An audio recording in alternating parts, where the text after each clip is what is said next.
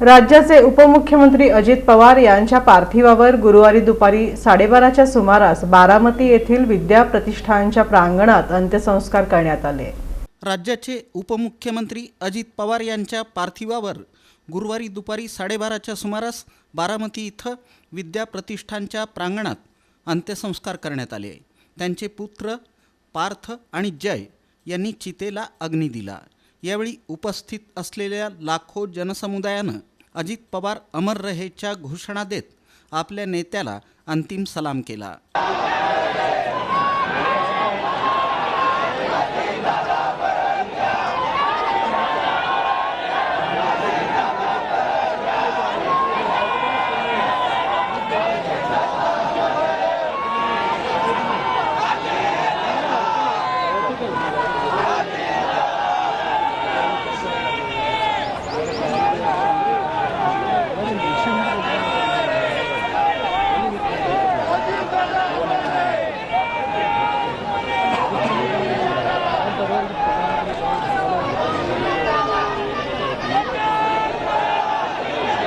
अजित पवार यांचं बुधवारी 28 जानेवारी रोजी सकाळी बारामती इथं विमान अपघातात निधन झालं। त्यांचं पार्थिव काटेवाडी येथील निवासस्थानी ठेवण्यात आलं होतं। गुरुवारी सकाळी 9:50 त्यांच्या अंत्ययात्रेला काटेवाडी इथून सुरुवात झाली। हे पार्थिव वाहनातून विद्या प्रतिष्ठानच्या प्रांगणात आणण्यात आलं।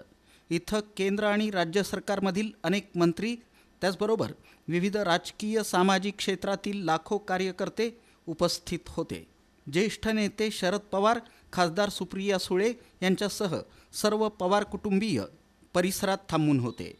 या ठिकाणी केंद्रीय गृहमंत्री अमित शाह, भाजपचे राष्ट्रीय अध्यक्ष नितीन नबीन, गोव्याचे मुख्यमंत्री प्रमोद सावंत, केंद्रीय मंत्री नितीन गडकरी, महाराष्ट्राचे मुख्यमंत्री देवेंद्र फडणवीस, उपमुख्यमंत्री एकनाथ शिंदे तसंच मंत्रिमंडळातील इतर सदस्य उपस्थित होते।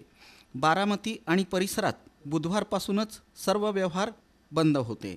बारामतीच्या दिशेनं येणाऱ्या हजारो वाहनांमधून अनेक कार्यकर्ते धाय मोकलून रडत येताना दिसत होते। आपल्या नेत्याच्या पार्थिवाचं एकदा तरी दर्शन मिळावं यासाठी लोक रांगा लावून थांबून होते। यामध्ये महिला, तरुण आणि वृद्धांची संख्या ही मोठी होती। मोठा पोलीस बंदोबस्त आजूबाजूच्या जिल्ह्यांमधून तैनात करण्यात आला होता।